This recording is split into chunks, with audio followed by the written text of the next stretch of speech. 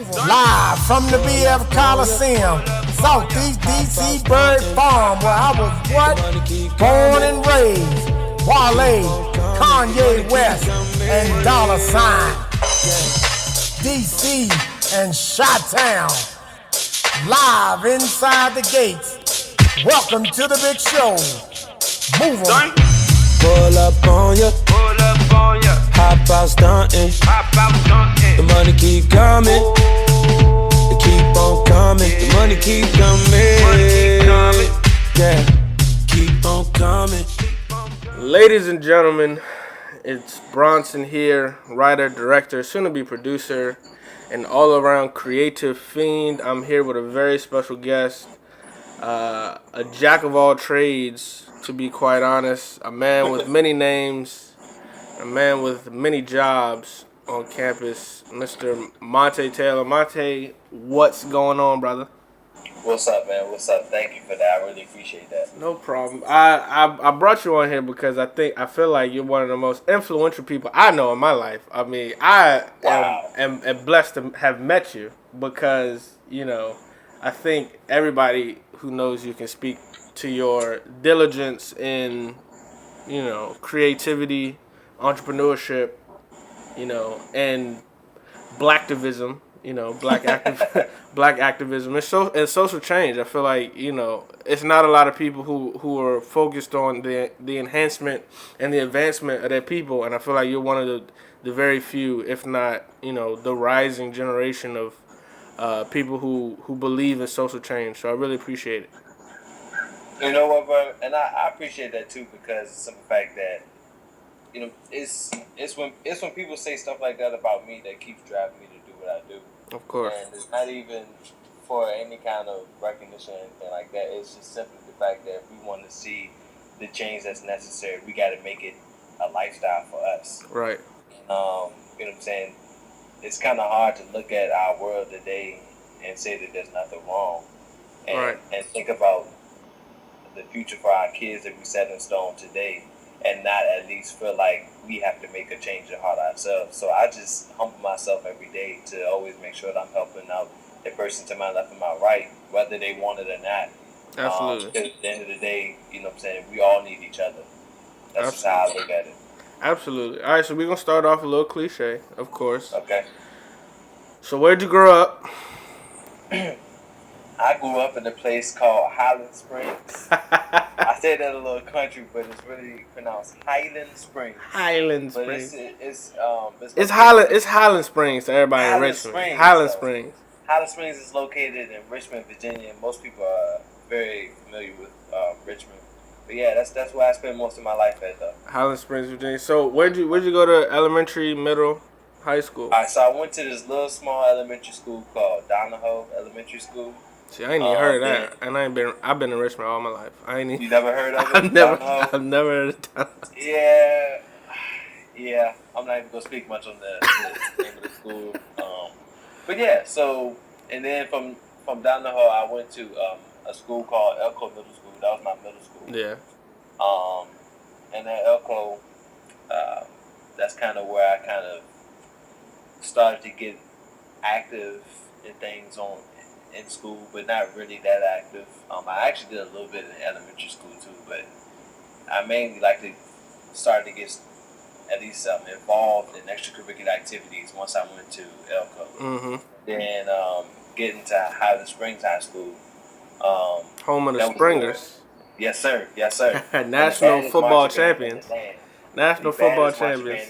And the baddest. Yep. Battalion. Absolutely. Yeah, and that was where I really started to flourish and become more the person that people see now. Right. So what were you? I mean, from what I just heard, it sounds like you were in the marching band. How was that in high school? When did you start? Would you start freshman year? When did you start? Actually, yeah, I was supposed to start my 8th grade year, and then they do a lot of like molding you from middle school. Yeah. Highland Springs does that. They'll bring you in if you're really good. They'll bring you in from your 7th grade year, actually. Yeah. But I was supposed to go in my 8th grade year, to start off early, and my mom told me no because my grades were messed up. And it hurt me real bad because, like, since I was about 8 years old, I always wanted to march in the battalion. Like, that was Right. a neighborhood band. I always wanted to be in it. And it hurt me, but it instilled a lot of drive in me because it made me realize that I have to work for everything that I want in life. So, Absolutely. I had to wait till my 9th grade year to actually be able to march for my first time. But I marched every year after that. I ain't missed a beat, never missed a game, nothing. What'd you play? The tuba, baby. It's all about the tuba shouting. That's kind of that's not a, I won't call it a weird instrument, but it's not a lot of love for the tuba. You know, people like the drum line and, you know, the trumpet, Well, look, the sax. Let me tell you something, man. Back at my high school, you know, people used to, at other high schools, people will always, you know, try to play people because they play the tuba. But if you knew the tuba players from my high school, Yeah. we got more girls than the drum line. Right. I mean, you know, we were smooth. We had a little swag to us, and you know what I'm saying. I mean, we loved what we do. We love playing music. We would walk around the campus just playing music with our horns and made people have love for the tuba. Right. So, So but y'all, yeah, y'all used in the love. Y'all ushered in the love. It took some character, you know, because you know you playing the tuba, so everybody like, the tuba. So y'all ushered in that kind of that little love for the tuba at Highland Springs, because my cousin Michaela, she played, she started your last year. Yeah. And even until now, she says that tuba section and the band ain't been the same since y'all class left. I mean, they still good. She say, you know what I'm saying, they still good, they still great. People still talk about them. But it ain't been the same since y'all class left. So y'all had to have put in some type of work to give Highland Springs the name that y'all gave it. I appreciate her saying that, you know. That's a lot of respect. Yeah. I feel that. But I think that the battalion is always gonna be there though. Right. The sound always changes just because of simply who's playing. And you know, so you always have to think about the maturity because it's kids. You got to think about it. It's high school, but these are still kids. They got to learn the instruments, and you know, the battalion also brings in a lot of other things than just music. You know, we focus on life. A lot of those kids in the battalion don't even have a family for real. Mm-hmm. So we give them that family sense. And even once you graduate, you know, if you ever come back around the battalion again. If you was once a part of that family, you'll always be a part of that family. Right. You know, Mr. Yonkers and Mrs. Yonkers, they had the battalion, and they will always be your parents. Once you come through that family, they will always be your parents, and they always look out for you and show that love. Right. Absolutely. So moving on from band, we start your freshman year at ODU. Was college your first choice? Was it your only choice? I mean, what did you want to do after you graduated out of high school? Well, actually, it's interesting because it was one time where I actually said that I wanted to go to the military. Mm-hmm. And then kind of went to, okay, maybe I want to go to college just because, you know, that's what my parents wanted me to do. And then, you know what I'm saying, as you go through high school, you know, you run into friends that influence you in different ways. Right. And that definitely was the case for a little while for me and my friends. And then things began to happen as far as, like, you know, when you don't have a goal set in mind, you don't really cherish life that much. Right. And that was something that started to reflect about some of the people that were around me. And when I was about a junior in high school, I had a good friend of mine that got arrested for pretty much some poor life choices. Didn't reflect anything about who he actually was, but it was just the dumb choice that he made. Mm-hmm. And he's now serving about 34 years in federal penitentiary for it. But when he got locked up for it, he and I talked on the phone. And this was around the time that I was still trying to figure out what I wanted to do with my life. Right. And he was like, you know, you always said you wanted to work with kids, and you need to go to school and get you a degree so you can teach them not to go down the same path that we had. And you still have that chance to turn yourself around, so you need to do that. Right. And that conversation literally paved the way for the rest of my life. And from there, I decided to go to college. I didn't know where. I didn't think anybody would accept me, especially not ODU. But when I did get accepted, that morning was actually crazy because my mom, she came walking in the room and she said, "You got accepted to ODU." And she was like crying, and I'm asleep. And I'm like, "What are you talking about?" And I look at the thing and it says, "Congratulations" on the screen. I'm like, "What? Are you serious?" So, you know what I'm saying? Once that happened, I was like, "Hey, man, I get this chance to, you know what I'm saying, make some big changes and make some major moves in my life. So I got to definitely expound upon it and, you know, drive it as far as I possibly can. That's what I've been trying to do." Right. I mean, it's hard. Like, people don't understand. You know, Richmond is is the cap city, is what they call it. But I mean, it's a lot of mistakes that can be made in different parts of the city and in the counties. I mean, it's coming out of Richmond. I mean, I lived in the city, and I've seen cokeheads on the side of the streets. I've seen homeless people try to rob you. People try to break in my house. You know what I mean? It's real. It's a lot of different factors growing up in the city, and even in the county too, where you kind of get this fight or flight, eat or be eaten type mentality. Yeah. So yeah, it's definitely a certain environment going on in Richmond that is very toxic. But then there's also a good mix of people in there too. It's just the only problem. The problem is with Richmond is we have the means to obtain these resources that will really help the community.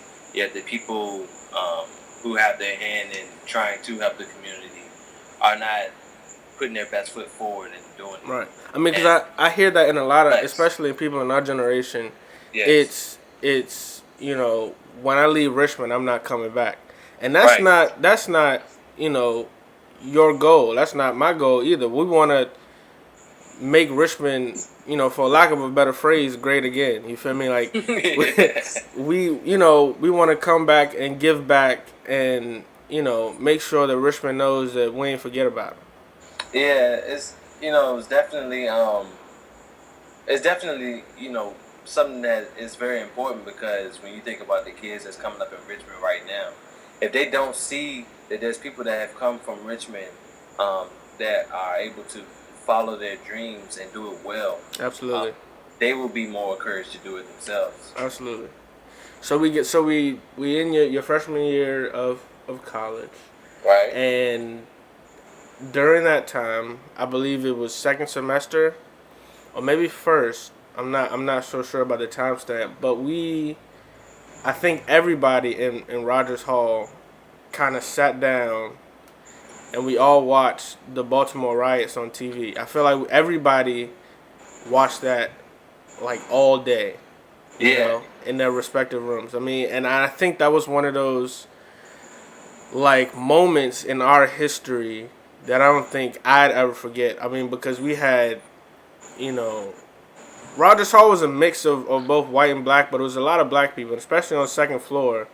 We were, second floor was a family, you know what I mean? So we, even in our respective rooms, we sat and we watched these Baltimore riots because of the death of Freddie Gray. And I feel like, do you think that was the catalyst for your involvement in the NAACP and, the Blacktivist movement? Like, do you feel like that was the trigger? Or was it Trayvon Martin beforehand? I mean, that was before we even got into school, so... See, the thing is with me being involved with NAACP and being involved with being aware for my people, that came from since I was born. Right. It's really more like it just instilled in my family. Back in the 60s, it's either the 60s or the 50s, my great-grandparents actually went to court to desegregate the school systems of New Kent County. Right. It's a place in Virginia. Wow. So that was something that was already instilled in my family, and fighting for your people was something that was already in me. Mm-hmm. I remember in elementary school writing to the governor and the president saying that they need to come and visit my school and talk to the kids about some questions that we had, because this was right after, I think it might have been right after 9/11, or just during the time where people had a lot of questions about stuff going on in the country. And in elementary school, I was aware already. Right. And I even got a call from the governor's secretary, and I was like, wait a minute, what's going on? My parents thought I did something wrong. They didn't even know that I emailed them in the first place. But, since I was always involved in stuff like that, though. Right. And so when I got to school, I promised myself that I was going to get involved more in things that, first of all, keep me focused on what my goal is in life, but also help me change my community as much as I want to. Absolutely. And so when I seen stuff like this happening, it made me more upset. But the thing is, this is stuff that's been happening since we first gained paper freedom. Right. You know what I'm saying? So, while they did encourage me to want to get active in my community and stuff, at the same time, it was not de-encouraging, but it definitely pushed me to want to start working harder. Absolutely. I don't think people understand. Like, we were technically freed slaves, at the end of the Civil War with the Emancipation Proclamation. But I don't think black people were necessarily free until after the Civil Rights Act was signed. And that was in, the late 60s, early 70s? Well, I mean, if you really want to be technical, the condition of our freedom was simply the form of slavery that was happening. Right. Was deemed illegal. Right. But they never officially said that slavery of all kinds is illegal, because slavery is still legal under the terms of the government. If you owe a debt to the government, then they can use you as an indentured servant for however long they deem necessary. Right. And if you look at the policies that will land you into indentured servitude, I guess you could call it, it disproportionately targets black people. Right. Obviously. Right. It's been proven time after time. And so, you know what I'm saying, I always try to tell people all the time, we have to realize that, yes, we have our Emancipation Proclamation, but we are not free yet. Right. I mean, we can think that we are, but while we still believe everything that we're told without being allowed full proof, while we're still told that, you know what I'm saying, our lives do matter, yet we still can't voice our rights the way we were supposed to, and we cannot protect ourselves as we should be able to. And not saying that we need anything special, but just at the same time, there's no reason why a white man should be able to walk down the street with an AR and not be targeted, yet a black man comes down the street with an AR and a pregnant wife, and they make him and his wife lay down on the ground, and his wife's pregnant, and they force her to still lay on her stomach. Right. You know, that shows injustice right there. Right. Absolutely. I mean, I think it's hard. Like I said, I mean, I've said this multiple times. It's hard being black in America. I mean, we have a black president, but so what? You know what I mean? That doesn't mean that the height of our, our quote unquote freedom, that's it. You know what I mean? We have a black president, so what? You know what I mean? It's things that happen even in our society today with the black president. The death of Trayvon Martin and Freddie Gray, and it's those instances that kind of remind me that things haven't really changed. One of the things I always remember hearing President Barack Obama say when he first got elected was, just because I'm elected, our work is not over. Our work is over, and it will not be over. Right. People. One of the things that Dr. King said that people really don't want to talk about, because it happened right before he was killed. But I don't know word for word, but pretty much he was saying that, when desegregation happened, he was just kind of scared that it would make people complacent. Because that was only one thing off of the long list of the long agenda that was to be upheld. Right. And could you agree that that's what kind of happened? Could you agree that we became complacent after '68, after the murder of Dr. King? We kind of became complacent for years. As soon as it happened, the the black people were. I would not say lost. They were not lost. Right. But at the same time, they were done. Just like now, it's like, you know what I'm saying, when you push a squirrel to a corner, it's gonna go crazy once it gets in that corner. You can say that it looks crazy. You can say that it looks like there's something wrong with it, but you don't realize what it's like to be in that corner. Right. And that's what's happening to the black people each time that we have somebody that is going to take up for us and help us push to the point that we need to be pushed to. And we get that person taken away from us, or that right. As much as, you know, law enforcement try to say that those rights aren't taken away from us, they are. And it's been obvious. And when you have that right taken away from you, you have nothing else to lose. Right. And so, you know, you have a lot of people that feel like that they have nothing left to lose anymore. Right. And that's where the problem always comes, because you have to still find that drive to find something to lose. Right. You have to find something that you need to be fighting for still. Because once you obtain that goal and you realize that with God by your side, anything is possible. Absolutely. That's when you can continue to keep fighting and not get tired. Absolutely. So now you're president of the NAACP chapter at Old Dominion University. How influential is that for the campus? I mean, black kid from Richmond, you know, comes in and he makes I mean, I didn't even know we had an NAACP chapter until you came to me one day and was like, bro, come to one of the meetings. You know what I'm saying? I'm a chapter member, you know, and you know, we're trying to, you know, brainstorm and, you know, do all this other stuff. And I'm like, we got a NAACP chapter at this PWI. We got the national advancement. Like, you know what I mean? I want to start this off with saying, because one of the things that was a challenge for me was coming from Richmond. A lot of people expected me to be going to an HBCU. Right. And I understand the expectations. I understand. Right. I mean, we got Virginia Union. Yeah, we have a lot of great HBCUs in Virginia. Right. My thing was, I also wanted to be well-rounded in my education. Absolutely. And who I'm dealing with.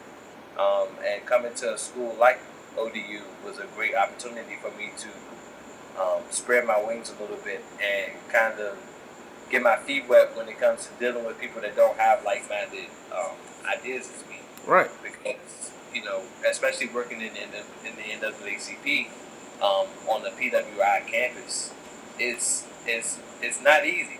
Right. We deal with people all the time that oppose how we feel, and people that feel like we're doing the wrong thing, white and black. Mm-hmm.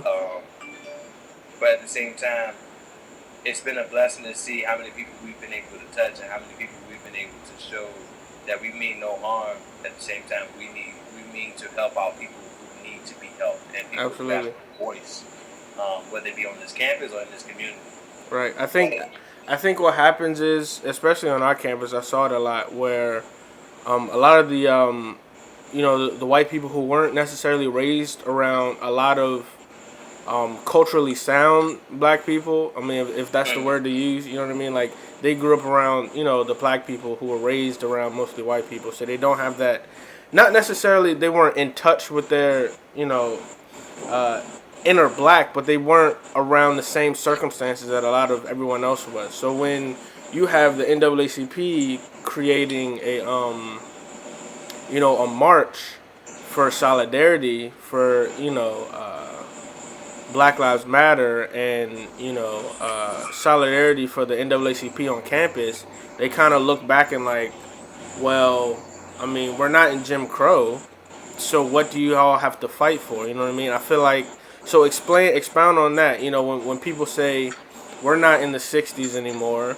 you know, we have a black president, black government officials, black police officers, you know, black people in power, black-owned businesses, black billionaires. We're not in Jim Crow. What else do you have to fight for? I'm glad you asked that because that's one of the things that we get all the time is, what is your problem? What is the problem? Why are you still marching? Um, and that question was answered the night of the Baltimore riots, because as the riots were happening and you were there, we decided to organize ourselves. Right. And that night alone, we had about 100 people marching around campus at 1 o'clock in the morning. Right. I was there. I had class the next day, but I didn't care. Yes, everybody had to get up that next morning and did not Didn't care. But it was a blessing because we were able to show people, see why we got to march. Right. If you turn on the TV right now, you will see why we still have to march. Right. Because you cannot tell me that the Baltimore riots had anything different from the LA riots. Right. And if you look at the events that led up to the LA riots, and you actually know the course of history that was happening in LA at that time, history was already showing that it's repeating itself. Right. Whether or not it has the same name, it is still repeating itself. And we were resorting to marching at first just because that was the initial thing that we knew to do as far as publicly. But now we kind of use it as a way to show people just a demonstration of solidarity. Right. Followed by numerous acts of work. And, we're open to talk to so many people. And people ask us all the time, like you said, why are we still marching? And the answer is, the question itself is rhetorical, honestly. Right. And to anybody that doesn't know why black people still have to march, you're the reason. Right. I hate to say it, but you are. Right. And it's one of those things where I have no problem explaining it to people. You know what I'm saying? Any questions, any specific questions that they have about what it is that black people don't agree with today, I have no problem explaining it to them. Right, and I feel, and that brings up another question, because what I see sometimes with a lot of the younger people in the movement, they say that they don't have to answer the questions that these white people are asking, or these people, who aren't black are asking. If they ask, why are you marching? I see a lot of them saying, it's not my duty to answer your question. Go look it up for yourself. So my question is, why not just explain to them what's going on, why you're doing that, and then open their eyes, and maybe they could agree, well, you're right. I agree with you 110%. One of the things that, I've been telling people from the jump is, you want people to treat you nicely and talk to you with respect, you have to be able to do the same thing. Absolutely.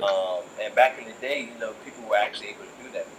Back in the 50s and stuff like that, it was actually a common thing for people to come out and talk about their political views respectively.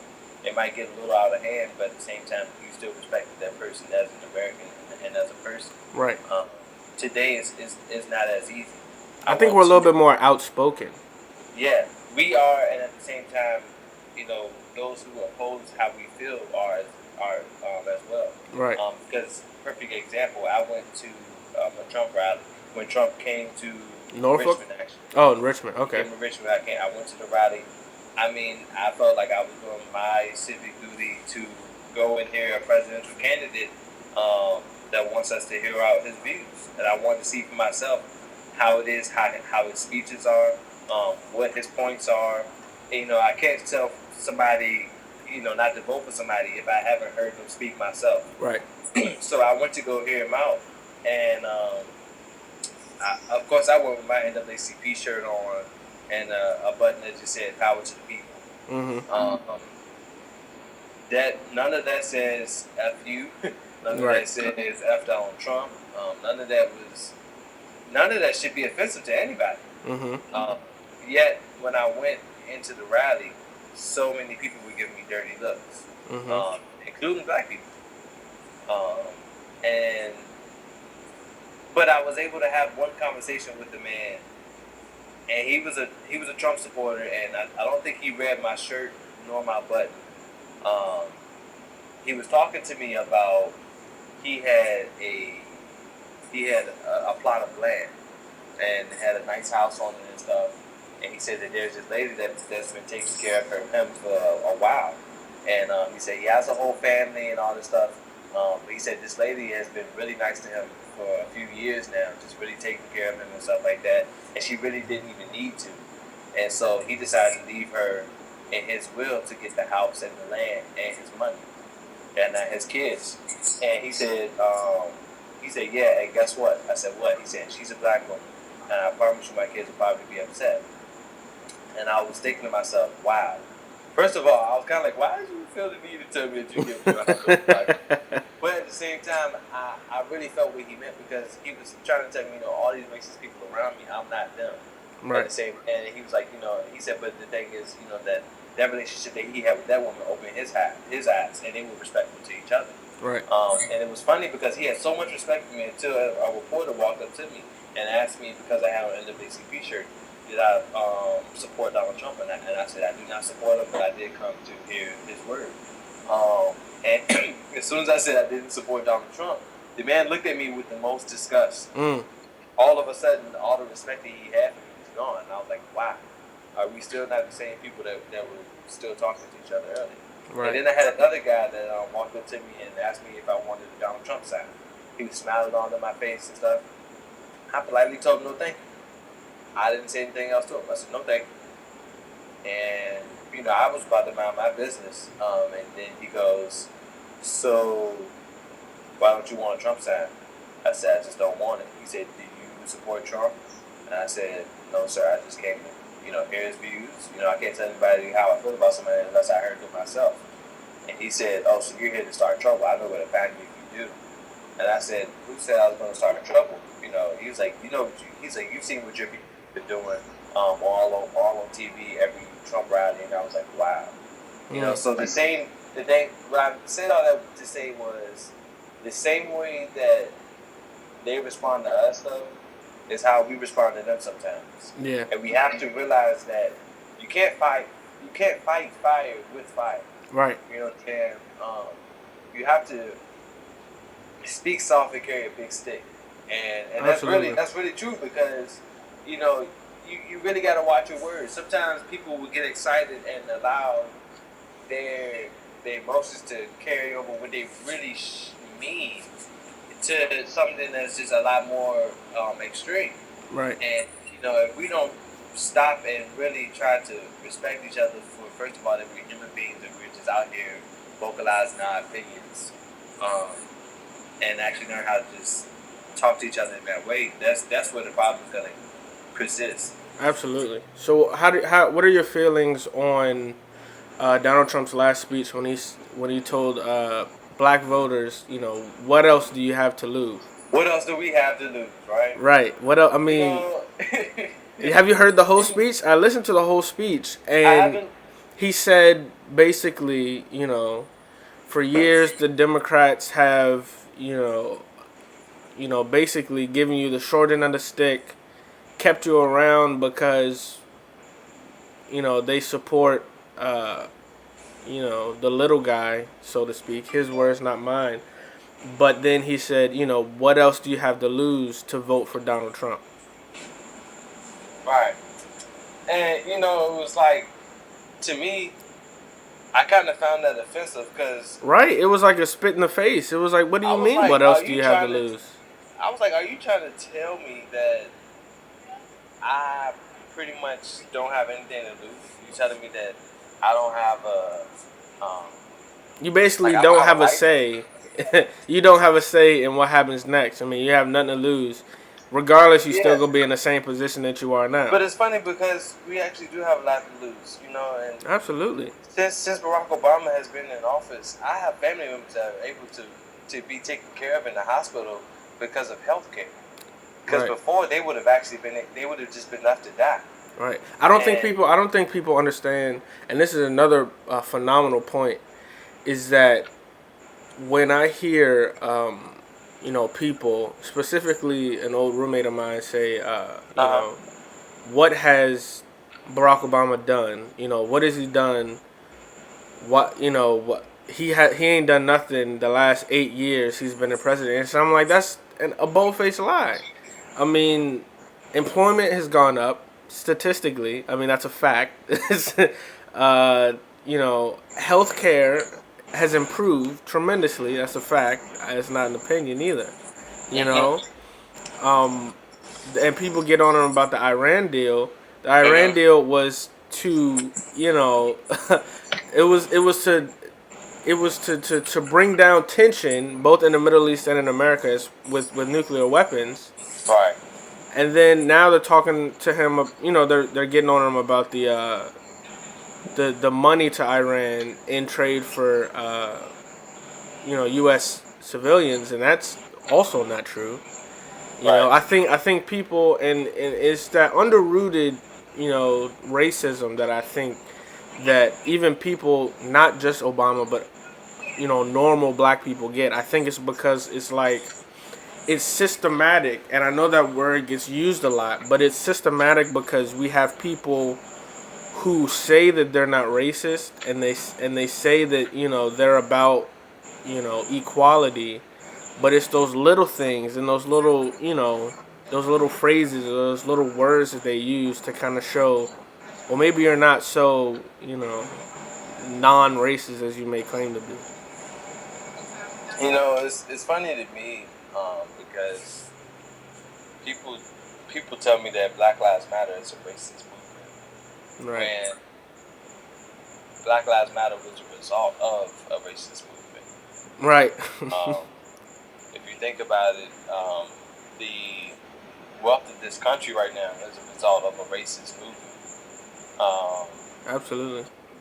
And you know, this country is a racist movement. Right.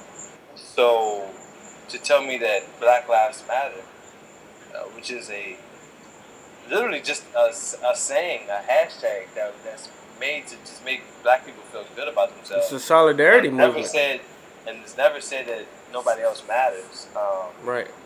You know, that it's not a racist movement, and you know, I like to hear things like Kate talked about as much as Black Lives Matter is. Too bad that, you know, the actual racist movement isn't talking about that much, but you know, that's just sometimes you just gotta be able to ignore the things that don't really matter, because the things that people say, right, it doesn't matter. It doesn't matter if you're just talking a lot. If you're talking while I'm building, by the time you finish talking and you out of breath, I won't be done building my castle.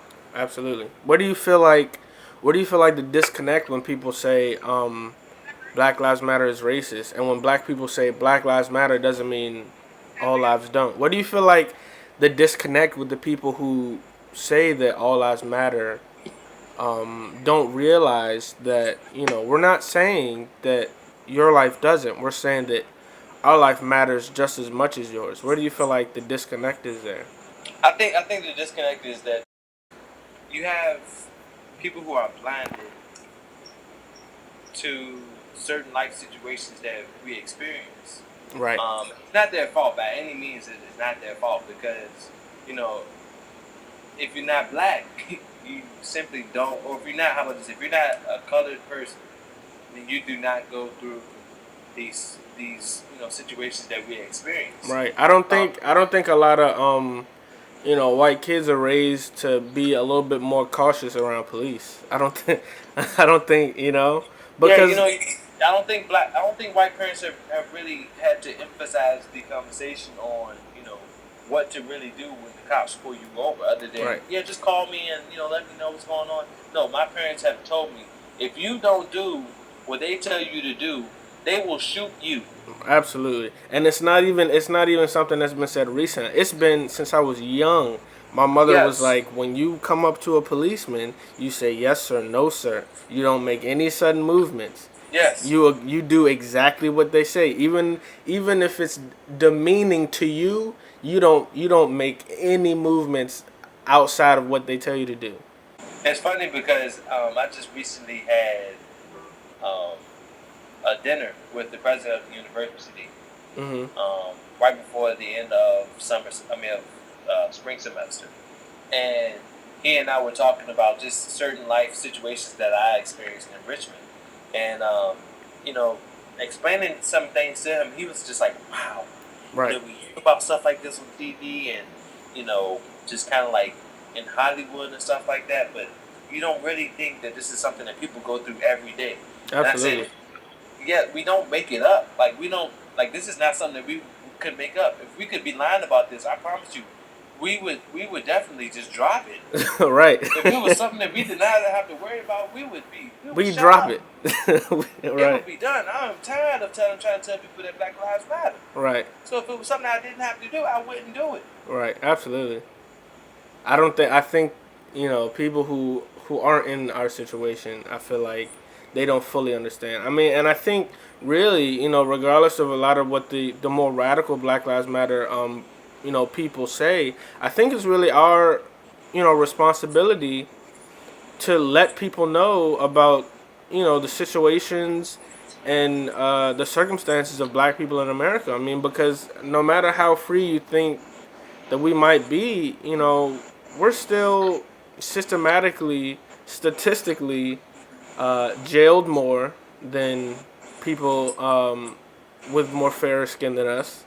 We're given less opportunity, and no fault of anyone else. Sometimes our fault as well, but I think it just boils down to, I think a reporter said this one time, and I'll never forget it. He said, the reason why we are the way we are, talking about, Black people in the inner city, the reason why we are the way we are and where we are is because we were put there because of the color of our skin.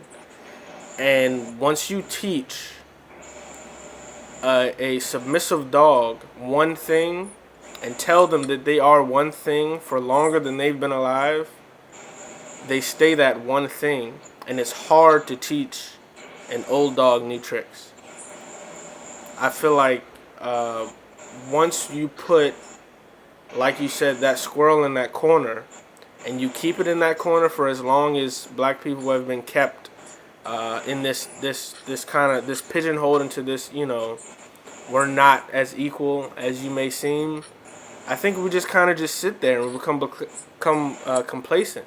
But I think people like you and people like the campus NAACP have really shown a light on where we've come from and where we can go as far as solidarity in the Black community. And I really appreciate your work and the work that you will do for the campus. Yeah, I really appreciate that, man. You know what I'm saying? Like, my drive to do this every time I wake up in the morning is just the thought of, my niece being able to leave out the house and then I have to tell her to be careful and not be careful because there's a cop out there that might shoot you just because somebody's Black. You know what I'm saying? And I just pray that someday people are able to respect both sides. Absolutely. Whether you wear a badge or not, it shouldn't make a difference because at the end of the day, we only have one person to answer to. Right. And that's the big man upstairs. Absolutely. Once we're all able to put our pride to the side and be able to, respect each other as one, we're going to have a lot of problems. Absolutely. And that's the thing. You know what I'm saying? Just respect. I think that's what it all boils down to, respect. So outside of your Blacktivism, you also have a talent management company that you've just started. Tell me about that. All right, so Liddy Talent Management, something that I literally came up with because I was bored and I needed to come up with another idea pretty much. I think a lot of creative people do that. Like they come up with their best ideas when they're bored. Yeah, that's exactly how it goes down. Right. You just write down your ideas and you roll with it.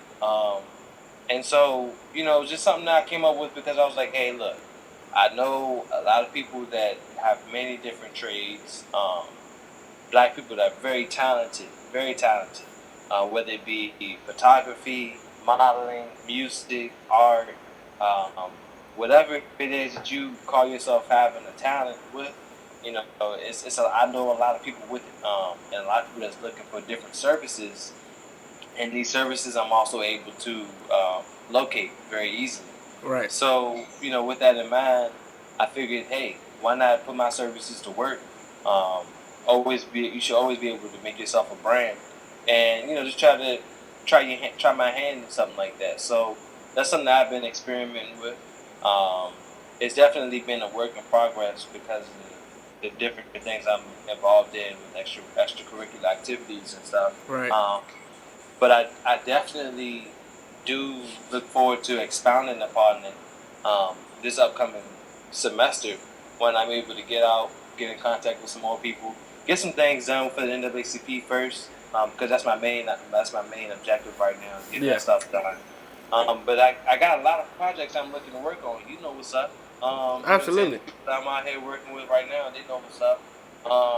Definitely look out for it. Liddy Talent Agency, Liddy Talent Management. Just look up Liddy Talent. You know what I'm saying? You'll find it on Twitter or something like that. It's definitely hasn't been fully established as far as set people that's representing right now. Right now I'm a one-man show. Got a few people that I'm trying to still get signed up with for some business, and that's always a work in progress. Absolutely.